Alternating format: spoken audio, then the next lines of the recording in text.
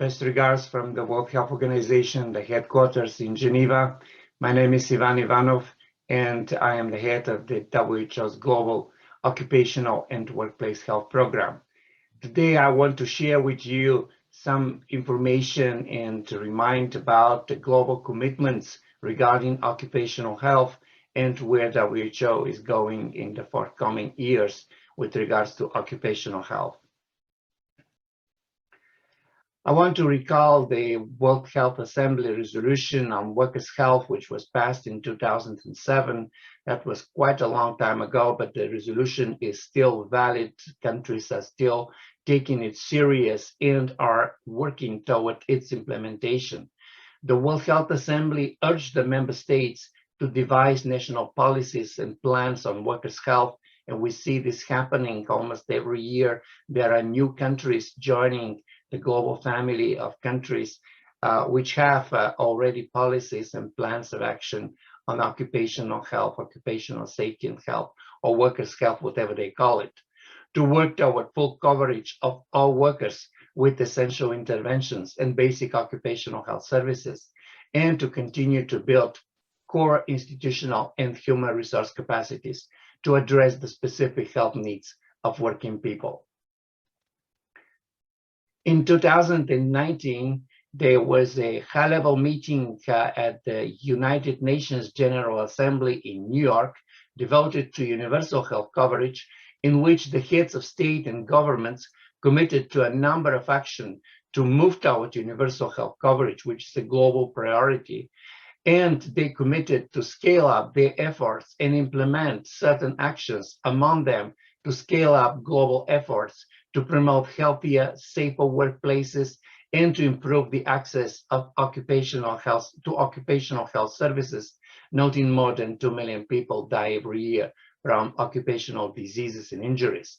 But also the heads of state and government committed to take serious measures to improve the working conditions of health workers, to deal with occupational health and safety in the health sector, to deal with violence, harassment, to deal with practices of health workers so that they can live healthy lives and be productive also at the workplace.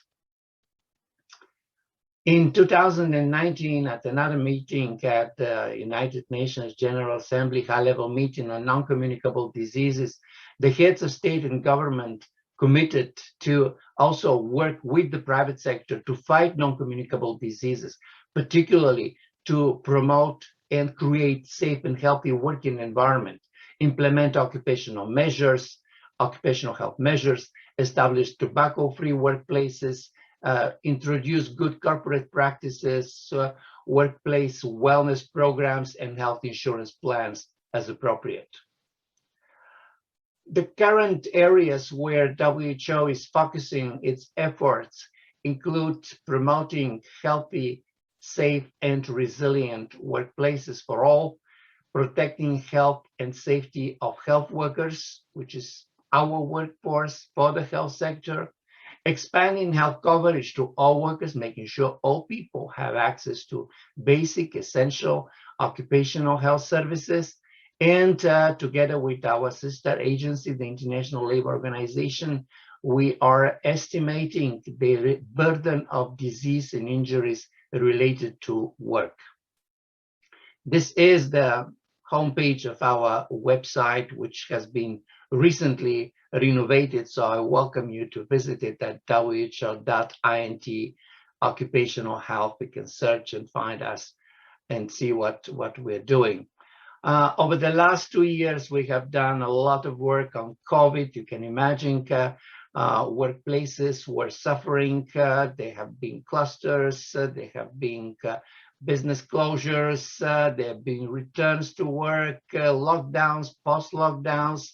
A lot of we have issued together with the International Labour Organization a joint policy brief on preventing and mitigating COVID at work, recommendations on how to address the workplace in the context of public health and social measures.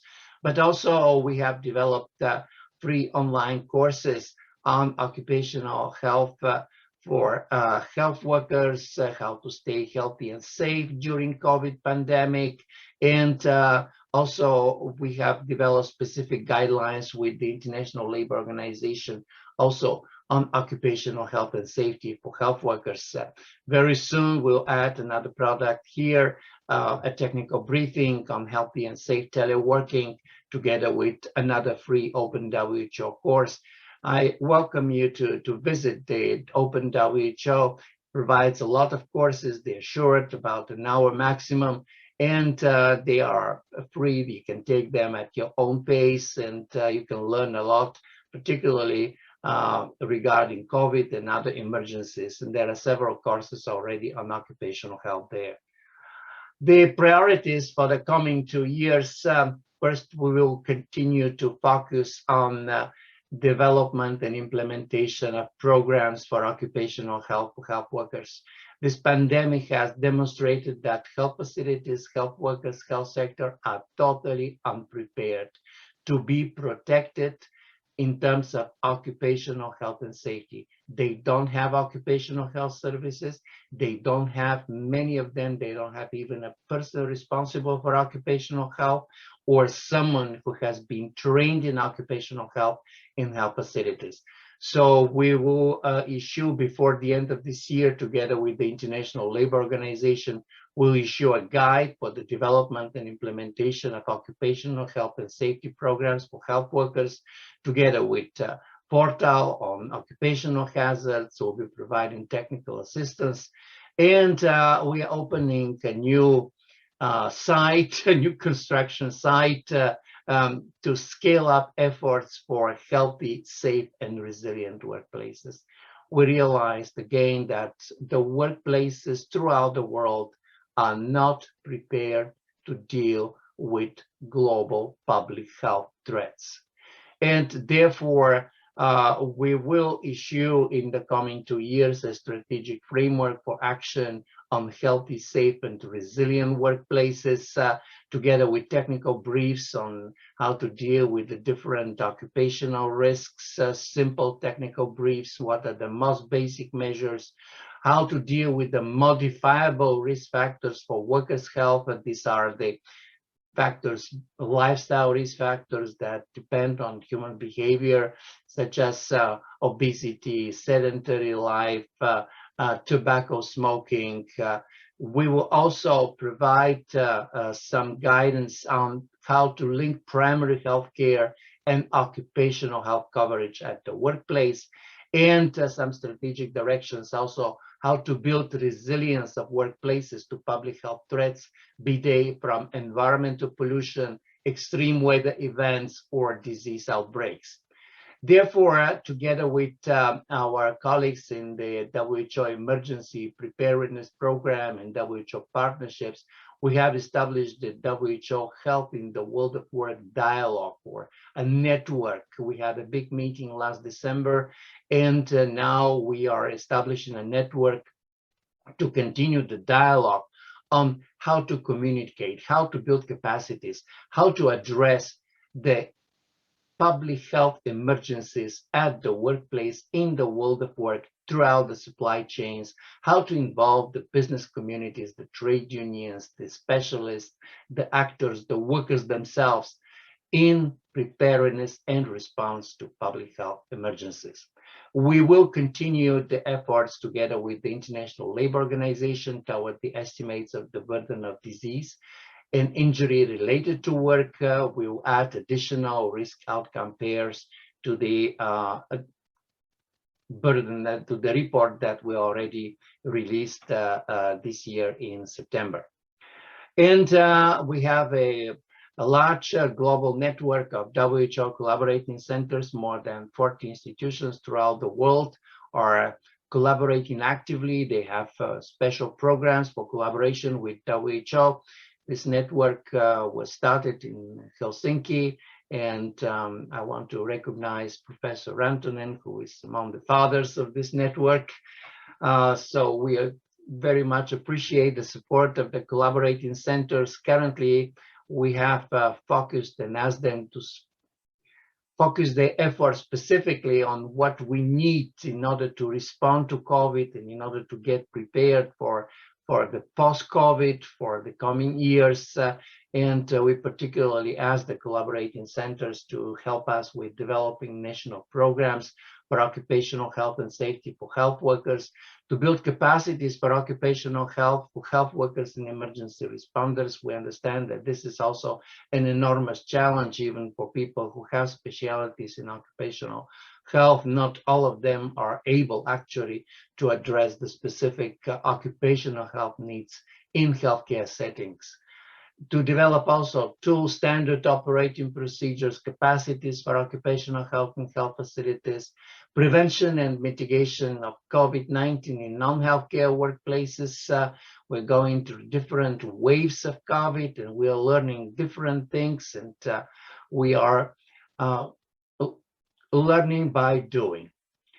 And we also, when we prepared all these different guidelines and recommendations, all of them have to be evidence-based. We figured out that there is an enormous gap in research regarding the effectiveness of interventions for prevention and control of communicable diseases such as COVID at the workplace.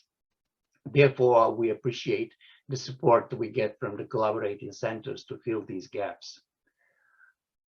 Last year, WHO devoted the World Patient Safety Day. It is held every year on the 17th of September. It was devoted to health worker safety, with the message that the patients cannot be safe unless also health workers are also safe. Therefore, WHO called for urgent and sustainable action globally to establish synergies between health worker safety, patient safety, develop programs for occupational health for health workers, protect health workers from violence, from also mental ill health and psychological problems, and protect health workers from physical and biological hazards. The leaders of WHO and ILO, Dr. Tedros and Mr. Guy Ryder, they have called upon countries to develop national programs for occupational health and safety for health workers. They have a special press conference.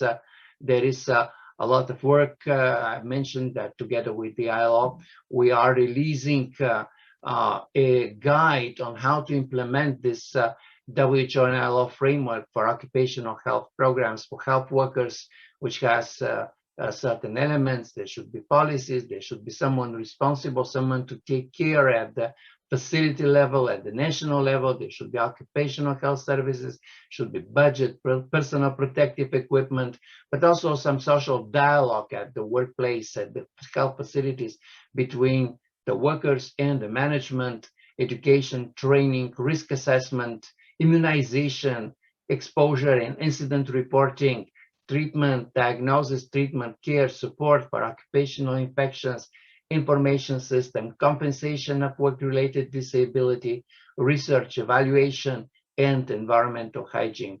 You'll see this guide hopefully before the end of the year on the WHO website.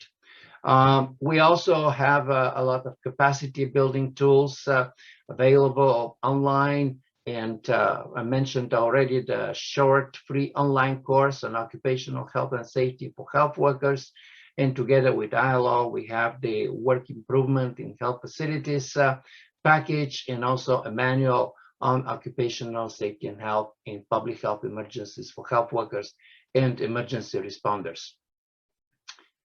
This year has been designated by the World Health Assembly as the International Year of Health and Care Workers, with three themes, three simple words: protect, invest, together.